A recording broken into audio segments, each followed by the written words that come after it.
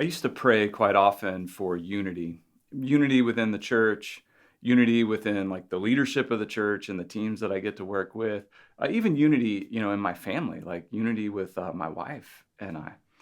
And as I was praying for unity, I was like, something just, I don't know, felt a little off. Like maybe I was getting the cart before the horse. I noticed that Jesus, he didn't pray for unity. I don't think, I can't remember of a time where he prayed for unity. But he did pray for oneness. He prayed that we would be one as he and the Father are one. And as I just kind of reflected on that idea of oneness, I was like, is that the same as unity or is it different? And I think it is a little different, and I think it actually precedes unity. I think before we can have unity, we really need to have oneness. I know that's true in the marriage relationship. My wife and I, we truly are one. What I do impacts her. What she does impacts me. What I don't do impacts her. What she doesn't do impacts me. Everything we do is one. And so, because of that, it drives a desire for us to come together and be united. We need a united front with our children. We need a united front with our finances. We need a united front with our plans and how we listen to God and how we obey Him together because we are one.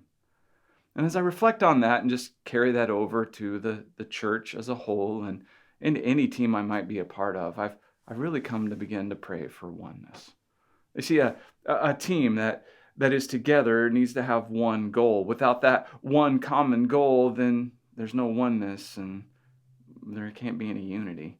You'll end up with the individual desires that get elevated above the rest.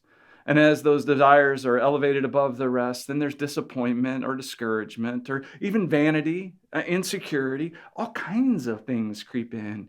And it gives the enemy a foothold. And it destroys the oneness that God is offering us. And so as I pray, and I pray for those that I get to serve alongside of and work with as we seek to honor Jesus and be a part of his kingdom, I pray for oneness, that we truly would be one. And I want to encourage you that in your family dynamic, that you would pray for oneness, that you would pray for oneness in your church family dynamic as well, that you would have a common goal. And that common goal would be obviously to glorify and exalt Jesus, but even in the how, to carry out his mission together. See, all that anger and disappointment and fear and insecurity and ego and pride and arrogance and all the nasty junk that can rise up within any one of us as individuals at any point in time. It really gets put into its proper perspective under the lordship of Jesus when our desire is oneness. To be one with God, one with Jesus, one with one another, one with his church. And that oneness then drives just a deep, lasting soul satisfaction. Not that there aren't ever problems. Not that we don't ever see things differently.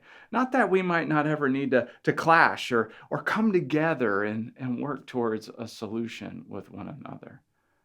But that oneness always drives us together as opposed to ripping us apart.